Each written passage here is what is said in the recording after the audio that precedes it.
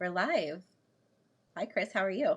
Hi, Alyssa. Very good. It's been a million years since we've done a tarot analysis together, I know. but we have a great long history of it. It's true. For those who've maybe been around for a little while, Chris and I used to do this series. I think it was mostly through the Golden Shadow podcast, my old podcast called Dialectical Tarot, where we explored a card through the different traditions, Thoth, Rider Waite, Smith, and Matt Johnson also joined us as the Marseille expert. And so this is kind of a throwback to that format where we're going to be diving into the moon card from the Thoth tradition and from Rider Waite Smith. And it's just to kick things off, I'm partly wanting to do this conversation because I recently did an installment of my Psychology of Tarot series where I looked at the moon card and compared it to the concept of the unconscious, and how when we draw the moon card, it's this invitation to not only contemplate the moon state, but to realize the unconscious influences that might be present when it comes up in a reading. So I would really love to get your thoughts, maybe to kick things off, Chris, about how you view the moon card in relation to the unconscious. Sure. So I think, it actually goes back, the visual to me. In the Thoth deck, you get, the Kabbalistic correspondence. And the correspondence is to Kof, the letter Kof, which is our Q. And the image of Kof is the back of the head. Mm. Now, when I first started getting into psychoanalysis, it was through analyzing music. And there was a particular song that I liked by They Might Be Giants. I don't know. Do you listen to They Might Be Giants? Do you know Where Your Eyes Don't Go? Okay, yeah. Okay, interesting, yeah. That image, the image of, what is going unseen, what we are not perceiving, but that is happening. Yeah. And that is Kof, what, the invisible behind us. Yeah, yeah. It's such a perfect image for the unconscious because we think that the sphere of ego's awareness is everything that's real, what is known, what is accessible, and yet time and time again, life experience shows us that there is this kind of unseen world, or the thing that's just behind us, the shadow kind of creeping in the dark, or the influences that we can't seem to really pierce into. And the nature of exploring the unconscious, I think, is born from noticing that in the human condition, there is this tendency to have these dynamics come up and to not really understand their origin, which is why, for me, the moon card is so important. Because when we draw it, it's like, let's peer into the unconscious space. Let's attempt to kind of see, from behind ourselves, which is incredibly difficult to do. There's kind of the scientifically accepted ESP, which is you have eyes in the back of your, you can feel when you're watched from behind. Yeah. And I feel like that might be kind of the feeling of the moon is like, oh, there is, or like, when you see in the dark, you see a monster, whether it's projection or it's there, and that kind of liminal division between those things. I think that's really present in Rider. The animal's frightened by the creature coming out of the water, or at least, I guess they don't even see it, but there is a thing coming out of the water. Yeah, yeah. And Jung uses this illustration really well for a neurosis as, a monster, a sea monster rising up from the water just below the surface. Yeah. And it recalls to mind also dreams where you might actually encounter a kind of monster or being rising up out of the ocean or out of a body of water, which to me is another great indication of something emergent from the unconscious, usually something that instills fear in the dream ego. So something very, very shadowy, something unknown. And we want to pay attention to those moments, even though they feel so fearful, or they excite this kind of tendency in us to want to run away. Because the nature of the unconscious, and I would love to hear your thoughts on this too, to me, it's like the quality that the unconscious has will always feel strange, at the very bottom, strange. And at its most intense is just incredibly fear inducing and sometimes numinous and mysterious and all that good stuff. But oftentimes there's a strangeness and a otherworldly quality to unconscious material. So whether it's showing up in a dream, in your symptoms, even in a reading, that sets you off from the conscious perspective. And I think the moon card begins to tap into this feeling of things are getting a little strange, things are getting a little weird. Would you agree? Yes, I think you can even kind of see, and I think it's in Rider as well, Yeah. the placement of the card in a valley, in the uncanny valley. Okay. You are entering, you are going in. There's certainly it's a card that has, I think, a lot of movement. Yeah. There is a lot of the cards, there's things in the distance, but it's not as clear that something like the scarab in Thoth is moving. Yeah. Is moving through the night. And then in Rider, one can imagine perhaps a chase even. Yeah. The movement is, for me, I've always noticed, with the Rider Waite, that we have this movement from the depths. You have the kind of creature, the lobster, the crustacean coming up, but then we have this kind of movement up towards the mountain. And even when you compare that to the Thoth, there is still this kind of central line, the movement between this kind of, I think you called this a blood, right? Is Yes. that how you describe that? What are your thoughts around, that, the shapes of that and the movement of that? Well, there in Thoth, there are I would say two distinct movements. There's the movement of the sun, the scarab moving up. Yeah. And through, and the bloodied moon is dripping. Not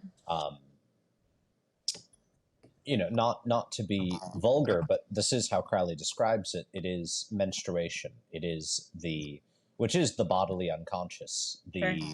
And I think, in psychoanalytic texts, it's something you read quite a bit, that,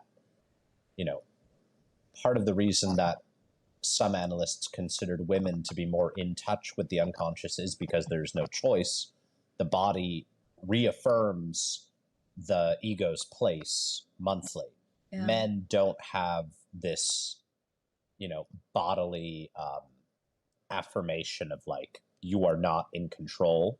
Yeah. There's an illusion of control in men, which I think is why the unconscious is significantly more frightening to them. Because we are not in control, period.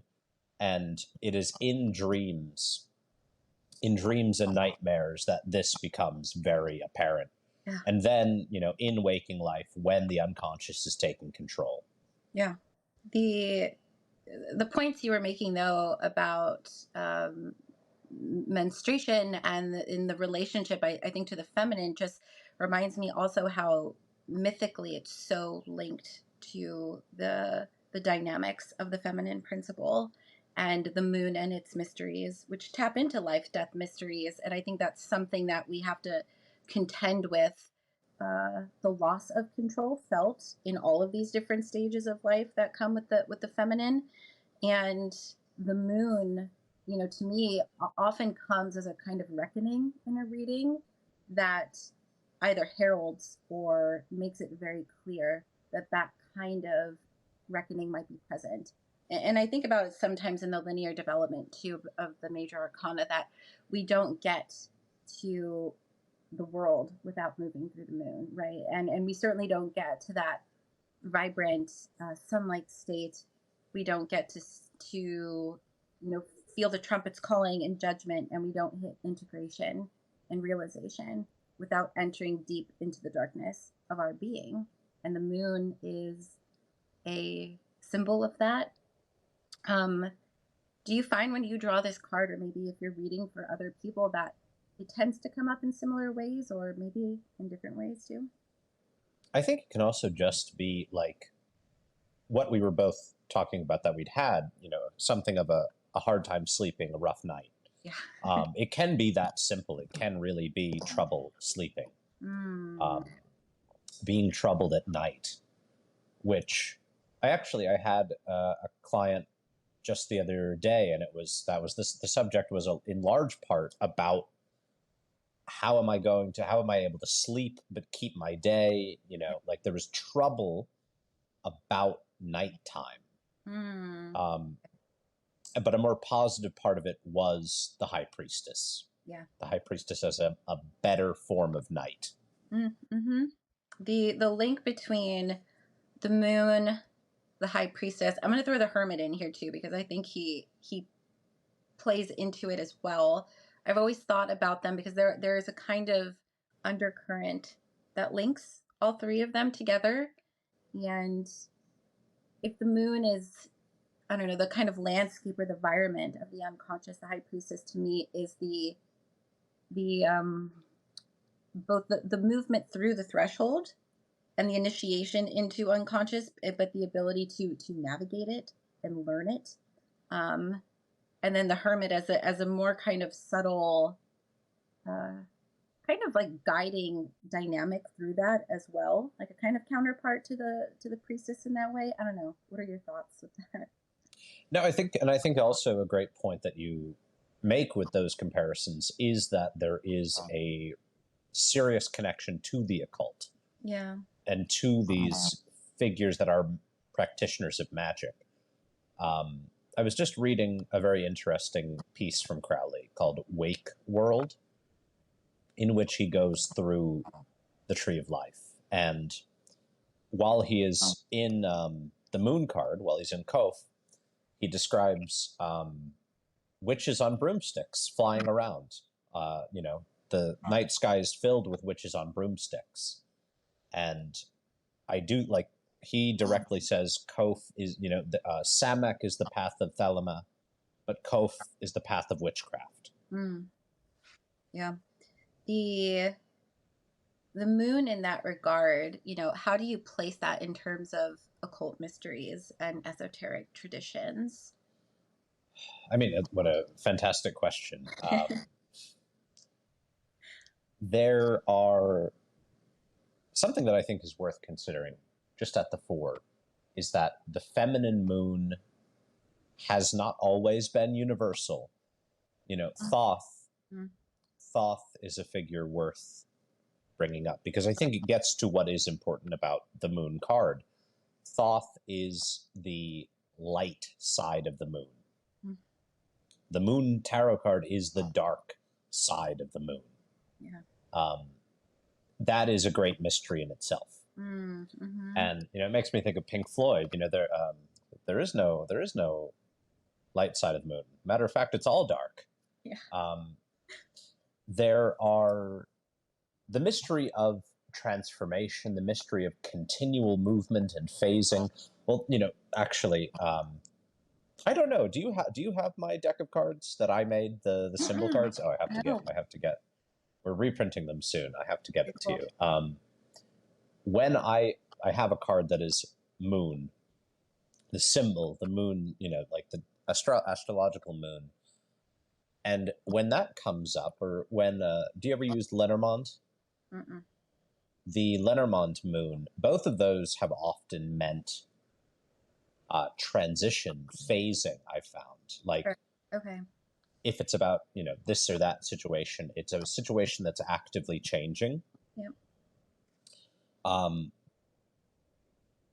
Which I suppose is implicit in the trouble of the tarot moon card. Like, it is a period of transition, of transformation, and movement through that, though certainly I don't think it needs to be difficult, if you are a learned mystery understander, but it is difficult.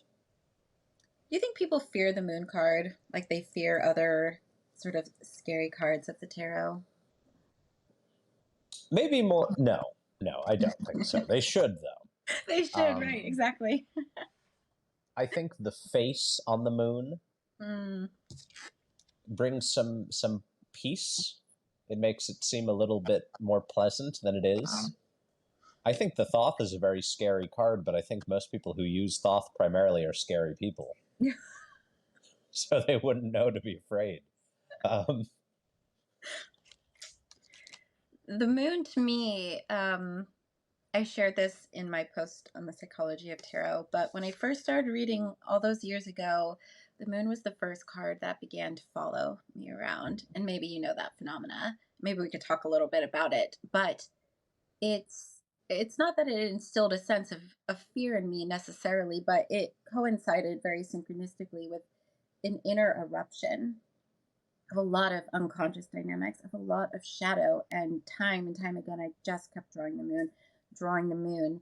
And, I began to realize what a powerful initiation, that the card is. And in that way, like all powerful initiations and threshold moments, they're kind of stripping you, of something strongly held, some identity, some belief, some concept, whatever it is. And within that, I think you start to feel the deterioration or the dissolution that comes with this card. But as like this, as a means to lean into it rather than run away from it, or to understand that it's helping you to see with new eyes. And I think that that's really hard. It's a hard place to navigate, to know how to Night vision. Yeah. The right. need to learn to see in the dark. Yeah, exactly. And that those moments, I think, that come up for everybody, the outbreaks of the neurosis or the shadow, the unconscious, whatever. We're so good, especially in the modern time, of suppressing that or finding means around it or pretending it doesn't exist. And so in its way, it keeps coming around in its cycles and in its cycles. And I find it interesting how tarot taps into that rhythmic energy and can kind of alert us to those dynamics by the repetitive cards drawn over and over again, despite the countless ways that you could draw any single card.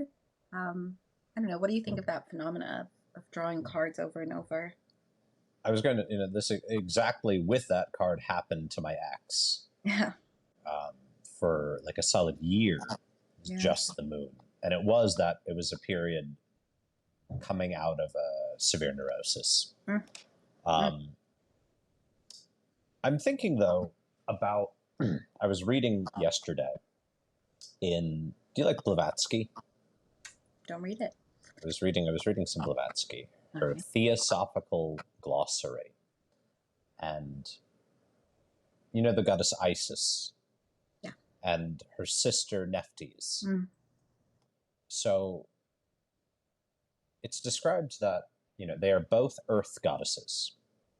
Isis rules what is visible, what is above, and Nymphs what is underground, what is chthonic. And the child of Isis is Anubis. And so if you imagine, a circle with a line through it, kind of like salt. Yeah. That line is Anubis, which is, that image is coming up here. He is the guardian of the threshold. He is, I think there might be this instinct to say, oh, Anubis is the underground. Anubis is what is below. But rather that Anubis is the division between life and death. As a psychopomp, he is on the tightrope. Tightrope, like Mercury, a tightrope walker between night and day. Yeah. And that, of course, is the image in in Thoth. Yeah. The scarab is day. There's this light below. But kind of like in I Ching, it's like the improper placement. It's like the day is beneath the night when the night should be above or wants to be above naturally. Yeah. So, and I think that's, part of Kof as well. Yeah. Again, not in a vulgar way, but like traditionally the ideal of like the man as the head of the family, which is the sun. That's like Raish, the man as the head of the family, the solar patriarch. This is the matriarch, and but it's a frightening one. Yeah, the kind of you called it the dark side of the moon, which is kind of like the underbelly of the feminine principle, which I think is reflected so beautifully in mythic figures like Ereshkigal, in Inanna's story. These powerful, great mother figures who hold the mysteries of life and death and rule the underworld and are like full kind of vessels of destruction as much as they are of creation. And in that space, it's hard to see with the eyes of the day world. Well, here actually is, I think, the proper image to continue. Okay. The story, the Egyptian story of the moon, Yeah. and the phases of the moon, the explanation of it is that the moon is Horus's eye, which is ripped out by Seth, and Thoth has to find piece by piece. So when the moon disappears, it's being torn out, and when the moon waxes, it's being put back together piece by piece by Thoth, which is that kind of that night vision, but also the blinding, the stripping away of vision, and that this is happening constantly. Like that was a key part of the Egyptian mythology, is that there are events that are always happening. They're recurring in heaven. Heaven is not linear. Yeah.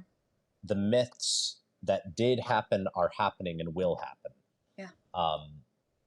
So certainly this card takes place at a bad point in that. It is a blinding.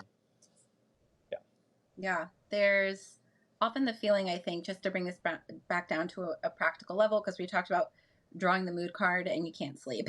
It's like other more practical expressions of the moon card is present, a feeling of confusion in life, or that sense that things are not quite right.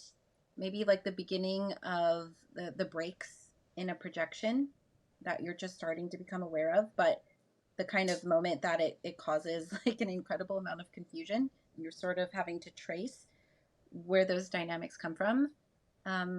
What would you say are other kind of practical examples that the moon is present with us?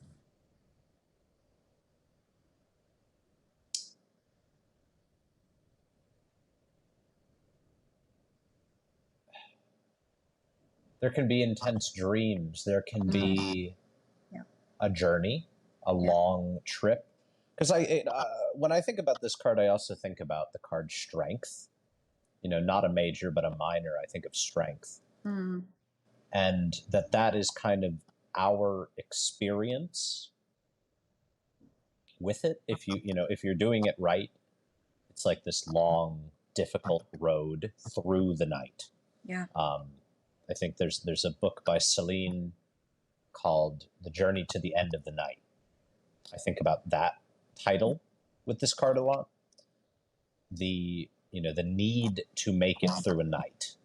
This is like a super common theme in horror films. It's like, we're in a terrible situation, but if we make it to sunrise, we're fine. Interesting, yeah. This need to make it to sunrise. I feel like that is really present in the card, is like the dangerous night. Yeah.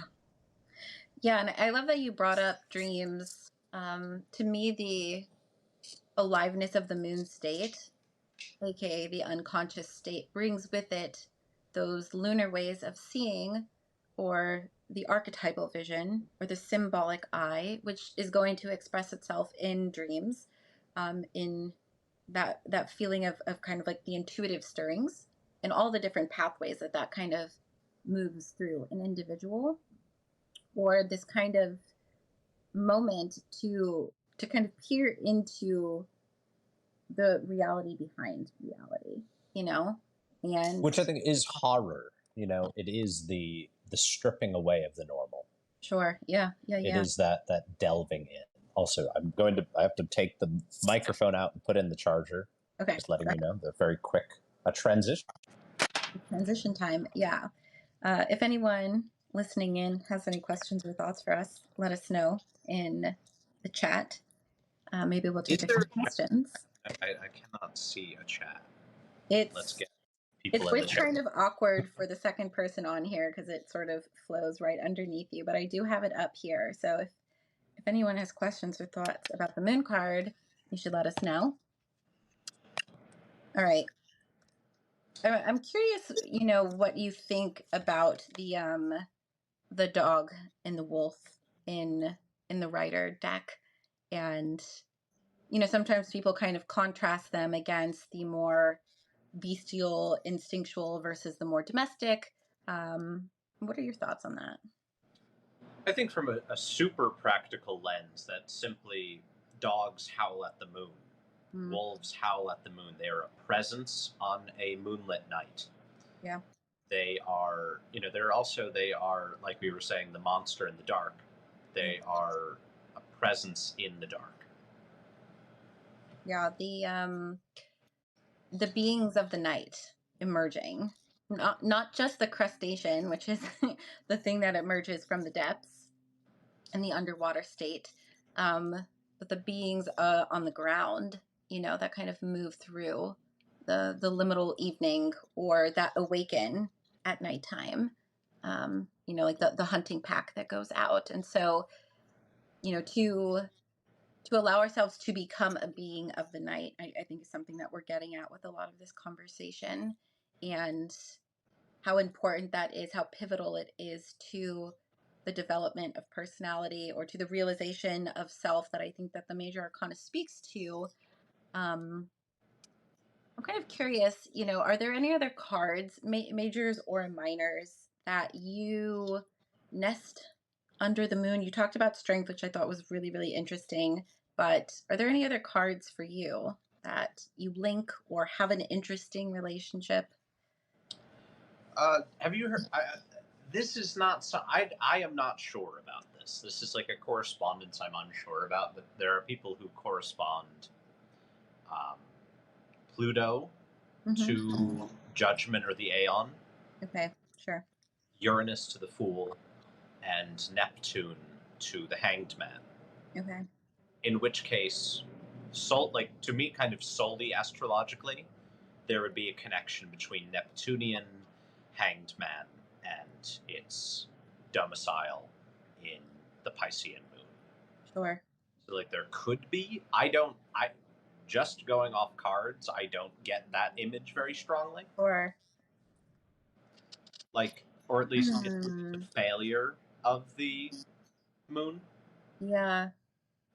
I don't know. I guess I'm just like kind of holding the image of the hangman in my mind right now, and I think what's often compelling about the hangman is how it pulls everything into this moment of stasis, or the liminal, right? And that kind of hanging that happens is naturally tunes one into this place where, when we see the hangman, especially as like a figure of Odin, and what emerges from this place of both sacrifice and the tapping into something incredibly deep and intrinsic within. Perhaps there is this, the moment of the hangman allows you to enter into the unconscious state, and through that you get those kind of interesting revelations that can come with the hangman, or things get kind of turned on their head. And so in that kind of kaleidoscopic way, I can sort of see the shifting of those themes. But you also mentioned maybe wanting to touch into a little bit of Neptune, so I'd love to hear some of your astrological thoughts or reflections on that correspondent. Just to start, you gave me, just listening to you describe that gave me such a clear vision of the. Do you know in movies when the seconds are unable to keep moving, like the Mm-hmm. second the hand stops on the Yeah, clock? sure. Yeah. That with we were talking about Anubis as the division of night and day, kind of Yeah. like the horizon, and the hanged man hanging on the line of the horizon, Mm, on the mm, line of stopped interesting. time, on Yeah, that stasis. It's just kind of the image that popped up when you were yeah, describing that. yeah, yeah, yeah. But Neptune, and this is kind of an element of the little creatures in Rider. Um, an image that I've been working on as I've been studying astrology. When I started, I was very confused by a lot of the large planets, Or the outer planets, because they are named a lot less accurately hmm, than the old ones. I think that, like, Uranus it's not about the sky god. It's yeah. about Saturn castrating him, Mm, about the rebellion and the revolution. yep. it's more about the mythology of what is happening. Okay. Yeah. And Neptune, I'd been studying fairies for a while, and I found out that fairies in France there were fairies called Neptunes. Okay. And that really struck me. Neptune, I think, has a lot more to do with fairies than it does the god of the sea, Poseidon. Like, I think, and on that, like the Odyssey, the great Poseidon myth, is a lot more accurate to Neptune. Like, illusions, dreams, struggles, going through this confusion. Yep. That is far more apt. Mm. And I do think that that is like the experience of the moon, the experience of the dream life of fairyland, is this kind of confusion and assault from figures who do know what's happening. Yeah. Like, yeah. So as I've studied Neptune, what I'll see is that there's, you can think of it as like, where are fairies playing in your chart? Like, wherever Neptune falls in your chart is where the unconscious is playing tricks and having fun with you. Oh, okay. Yeah, that's a really interesting one, and for those astrologically curious, you should definitely go check your chart and see where Neptune. Where's Neptune in yours? I can give you. I don't know. I gotta look it up. Oh my gosh. See if I can pull it up really quick. It made me wonder how do you relate nymphs then mythically to fairies, because they seem to sort of sit within a similar space. Not that all nymphs are exactly the same in Greek mythology, but still they can be quite trickstery. Well, that's Very actually much. one of the things that is brought up in older texts, in older fairy texts. They directly say, Titania and Oberon. Titania is Diana. The Greek and Roman, like, it's the same exact god, but the goddess has been reduced to a fairy. Like, with Christianity's domination, she continued to exist, but she was reduced, and all the nymphs and satyrs were reduced to fairies. Okay. They kind of occupy the same role, but their place in the hierarchy was diminished. Yeah. Okay. Oh, that's really interesting. My Neptune's in Capricorn. I don't know if you want to know the house or I need Yes, the house. But let me see. You have any thoughts on the relationship between Neptune and Capricorn before? Yes, so Neptune and Capricorn would be satyrs. Yeah. The goat fairies. So it's the satyr. Whereas I have a Neptune in Aquarius, so it's aliens. Okay. Interesting. How does that play out for you? You must have read Jung's yes. essay on that's the origin of the God disc. The God disc is from my alien obsession. Got it. Yeah, makes sense. But I think that, and I think, as it's generational, I think that that is the internet. The internet is the alien place. I think that the problem of alienation is really, really coming up in the Neptune Aquarius generation. Yep. Especially now with Pluto coming down upon it. Okay. Very interesting. Okay, so Neptune and Capricorn in the 6th house. In the 6th house. Yeah. Well, I think that's actually quite fitting, no? Like the work of the unconscious, working on the unconscious. Yeah. Like that is what you do. So it is what I do, but would we make a connection then though that it's illusory nature, or the way that it's kind of playing on you shows up just as much as the intrigue, right? So it's kind of frustrating as much as just as much as they want to be seen and studied, they will also play with you in this realm. Also, there was an image that had come up to me earlier that's really distinct in Rider, is that the path at the bottom of the card through the mountains is the royal road the royal road of the royal road to the unconscious Yeah, world, yeah. and the golden thread through the maze. Ah, okay, yeah. So Ariadne's thread through the labyrinth, as well as Freud's royal road to the unconscious. I So love it. like there is that promise, which I don't think is nearly as present in Thoth. Sure, sure. There are some questions, and this will be your guys' last call because we'll be closing out soon. So let's see. Someone says my soul number is 18. Your comments. Clearly, I've grown into the hermit, but my road has been shadowed. I don't know what a soul number is. Do you? No, I don't believe. I don't like numerology at all. I think they're asking because the moon card, if you do not know, for all those listening, is card number 18. And yes, I'm also not really a huge fan of numerology, other than maybe the classic Jungian interpretations of it. But if one feels a call to the moon card because it has a numeric significance, then I think it's good to move into a contemplative relationship with its themes. Pull it out of your deck, reflect on it, incubate some dreams, like do some moon unconscious work with the card. Dream incubation, active imagination, do a tarot spread, all that kind of good stuff, and see what comes from it. Who knows? All right, another question. Is it useful to think of the moon as illusion or Mara in the Buddhist sense? Yes, it can be. I think that's a huge part of the magical process of Crowley, is that you have to get through the realm of illusion, which is Yesod, which is the moon, which is the unconscious directly. Yeah.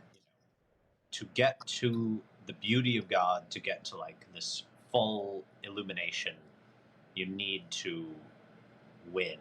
It's also kind of like the Tibetan Book of the Dead, this idea of like assault by illusions. Yeah.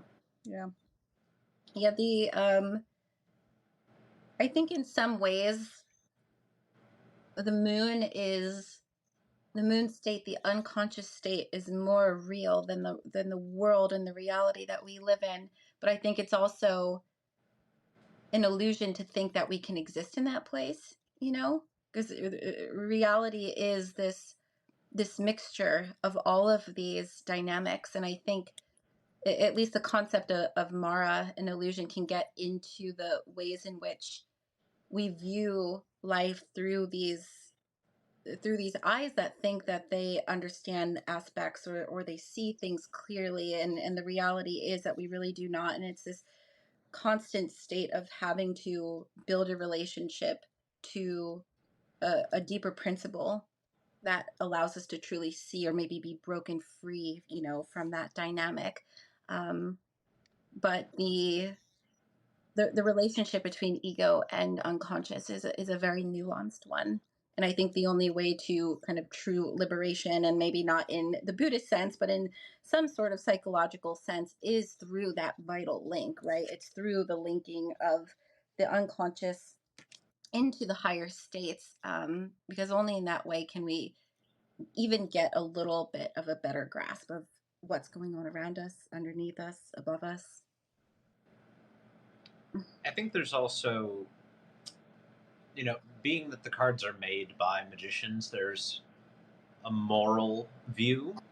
I don't like when we look at the moon card, the idea of the pleasant dream, the pleasant illusion, might not be clear. Yeah. Like, but to the enlightened, every dream is a nightmare. All of these all of these kind of unconscious fantasies are enemies. Sure. Okay, one last comment here before we close out, and I think this is very interesting. It says the moon as the Negredo, which is referring to an alchemical stage, the initial blackening. To me, the moon, and I actually have a whole audio post on this, is the albedo, the whitening, and the lunar state. Because to me, the Negredo, these things aren't clean. Parts of the moon can be mapped into the Negredo, absolutely. The disorientation, the chaos, the overwhelm, the outbreak of the shadow, the depression, a feeling of being lost, of things dissolving. All of those are very Negredo-like experiences. But the alchemists describe the albedo as the lunar state, as the moon. The from an inky black darkness, finally the moon rises, and you begin to have a night vision where before you were just completely lost in it. Yeah, I Do think you agree? Saturn is the Negredo. Yeah, It is the darkness of the night. yeah, yeah, The moon, insofar as it's that, is a good. It is a beneficial lightening. yeah. The moon is illuminating. It Right. just might not cast accurate light. Yeah, yeah, Um, in fairy tales, the idea of the moon, of walking by the light of the moon, and that it's a terrible thing when the moon is entirely dark. mm, When Saturn is entirely dominant. yeah. Yeah, I agree. The Saturnian principle is much more aligned to the Negredo state, which is why also in alchemical emblems we always see the figure of Saturn with his peg leg or with a scythe, a wounded figure who's often present with other symbolic correspondences to the Negredo, crows and ravens and skeletons and grave sites and things like that. But the nature of symbols is that they are not straightforward, they are not simple, and they don't have a singular meaning. So, the moon might be present for a person while there's a breakout of Negredo, but I do think it's also the invitation to see how things are illuminating in the darkness, even though it might illuminate something that feels very fearful, like the monsters underneath the bed or the thing that's rising up from underneath. We don't want to look at it, but we actually have light to look at it, and so we should. And that, I think, is a powerful part of the transformation that the moon offers us. All right, well, that about wraps up our conversation. Chris, what a pleasure. Where Thank can you. people find you? I'll link to some of your stuff below, but for all those tuning in, let them know. Still on meme analysis on YouTube, and lately I've been kind of continuing the work that we had been doing, comparing Rider, Thoth, and Marseille on Rick Rubin's tetragrammaton.com, where I do a card every week. So, Awesome. there. Yeah, I'll include all of that stuff in the replay of this. Thank you, Chris. Maybe we'll come back again another time and talk about Absolutely. another card. All right. Thanks for All having right. me. Take care. Bye, everyone. Bye.